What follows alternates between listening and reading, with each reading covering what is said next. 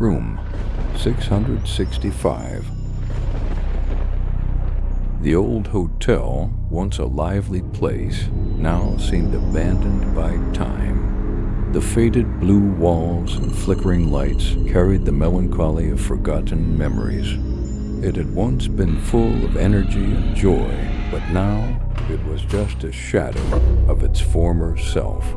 However, one night, a group of travelers checked in, each for their own reasons. A young man assigned to a different room wandered down the hotel's quiet corridors. Something caught his attention. Room 665's door was slightly ajar. The door seemed to beckon him. Overcome by curiosity, he stepped inside.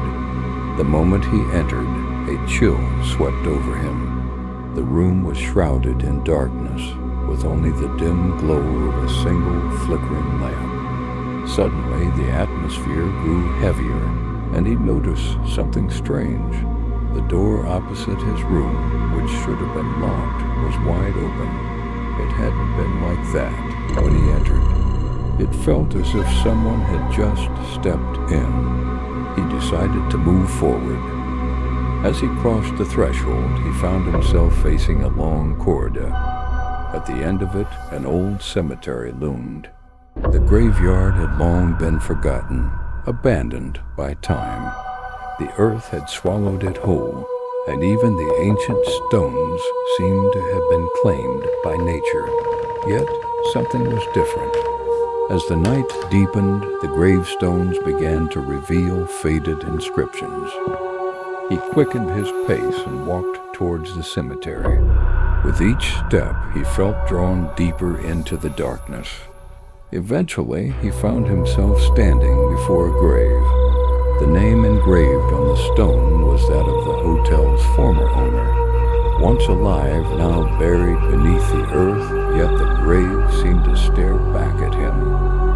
A voice began to whisper from the grave. The voices of lost souls trapped in the cemetery were calling him. At that moment, the young man tried to retreat, but as he moved, the graveyard seemed to close in on him. The darkness pressed in tighter with every step. Then he heard a sound from behind. The door of room 665 had slammed shut. It was impossible to return to the room now. The mystery of the hotel, along with the secrets of the past, remained hidden in the shadows. In a final moment of panic, the young man disappeared among the gravestones. Behind him, room 665 stood silently, a silent witness to what had just transpired.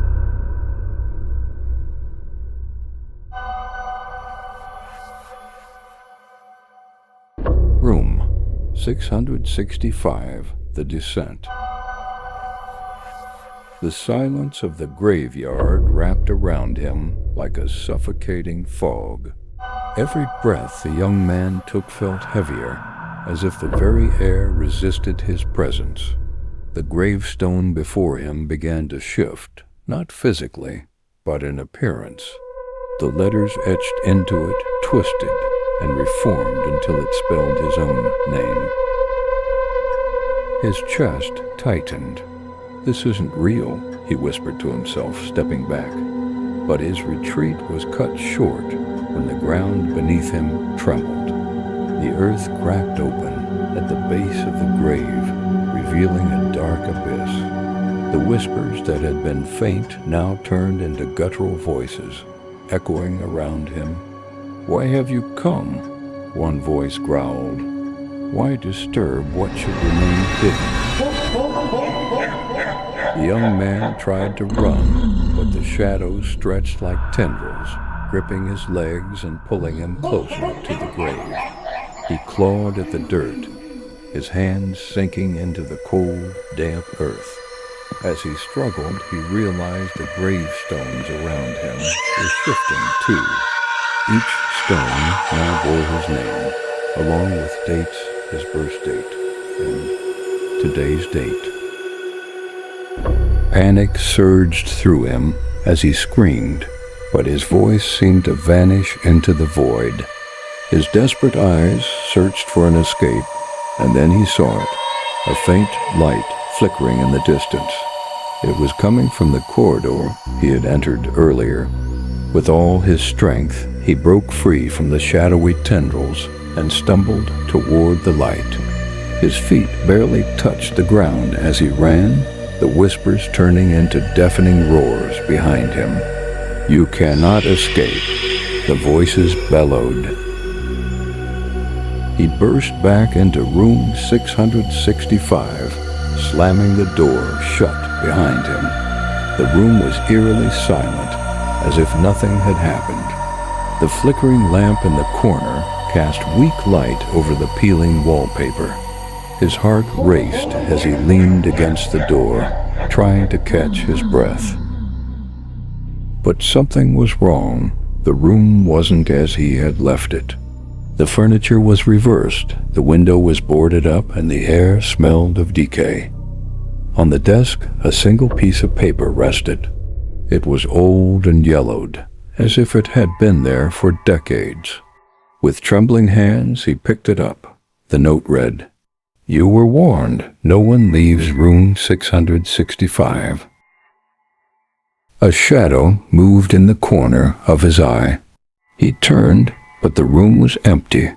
Yet the lamp's light grew dimmer, flickering more violently. A soft knock came from the opposite door, the one that had led to the corridor and the graveyard. Knock. Knock. The young man froze. His instincts screamed at him not to open it. But the knocks grew louder, more insistent. Bang!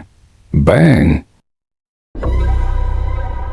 Finally, the door burst open on its own, revealing nothing but darkness. From the black void, a hand emerged skeletal and drenched in earth. It pointed directly at him.